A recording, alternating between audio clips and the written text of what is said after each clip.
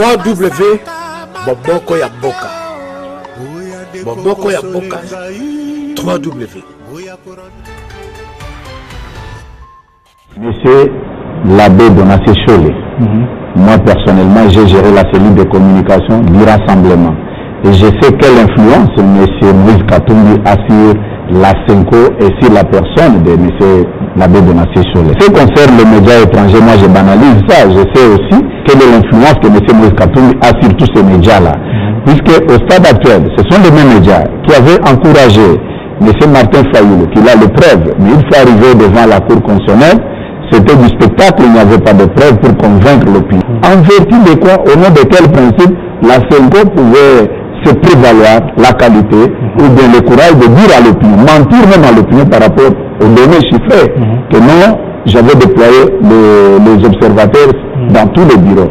C'était déjà un mauvais départ. C'est la raison pour laquelle moi je dis ceci. Nous sommes des humains.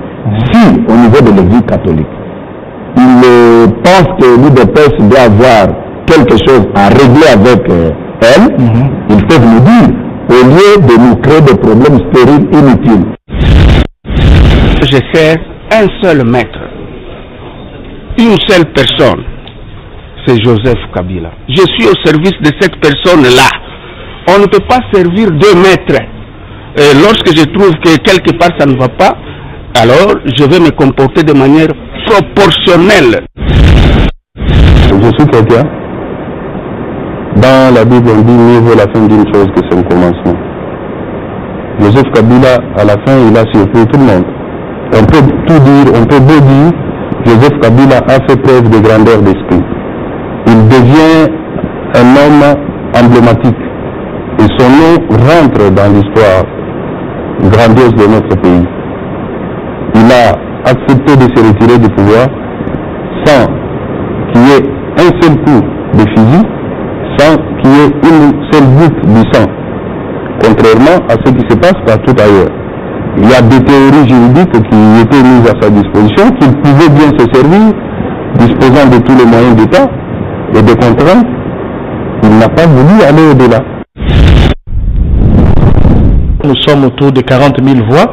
Ce n'est pas chose facile, donc la population nous fait confiance, a espoir que nous allons être le porte-parole de cette population du Congo profond au niveau de la ville, au niveau de la capitale. Soyons ensemble pour que notre province puisse décoller.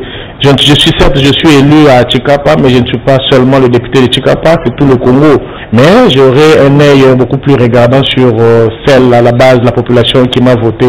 Le Congo renoue avec l'histoire. Là, nous avons une alternance démocratique, je dirais même paisible. J'aimerais saluer un homme, saluer le courage, saluer la hauteur d'un homme, son Excellence Joseph Kabila Kabange, qui a dit et qui a fait. Aujourd'hui, c'est l'opposition qui gagne et il a respecté la volonté des peuples congolais.